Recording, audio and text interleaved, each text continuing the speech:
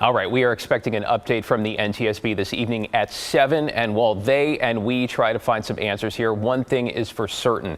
Grounding the MAX 9 fleet, of course, in the name of safety and inspections, is also impacting air travelers across this country. Tim Gordon's live tonight at Portland International Airport. So, Tim, what are you hearing from passengers? Well, David, of course, Alaska and United both canceled MAX 9 flights in and out of PDX today. We talked to flyers, and there was really a mix of reaction to this latest Boeing problem that could have been catastrophic. It's not quite business as usual at PDX or airports across the country, with hundreds of flights canceled. It's the result of 171 Boeing MAX 9 passenger planes being out of service. 65 of those are Alaska Airlines, the rest are flown by United. All grounded for inspections centered around the rear door plugs, like the one that failed on Alaska Flight 1282 that departed Portland late Friday and returned via emergency landing. Nick Koch of Portland was on that flight and said he quickly went from feeling terror to concerns they wouldn't make it.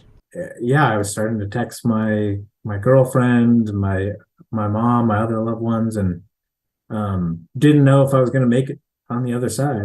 The plane did land with a gaping hole in its side, with only a few minor injuries reported. Monday morning, Alaska Airlines announced it had canceled 140 flights because of the MAX 9 being on the ground for inspections. That is about 20% of its flights.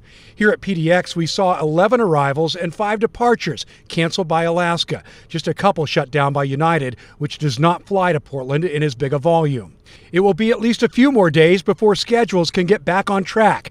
Retired airline pilot Jim Hummel says flyers hang in there. As frustrating as this is, just go with the flow. The airline will take care of you as soon as they can, and just be patient. We found travelers flying Alaska today, some taking it in stride, like a man flying to Guadalajara with his wife. We're really happy to go down there, but my kids were really concerned about what happened. But it's just part of flying. We have to kind of take risk like anything else, right? But a young man flying home to Phoenix on a slightly delayed Alaska flight said the whole thing is uncomfortable. We were a little bit scared of, not missing or not getting the flight, not being able to get the hotel again too, because we were scared that we were not going to be able to end up finding accommodations.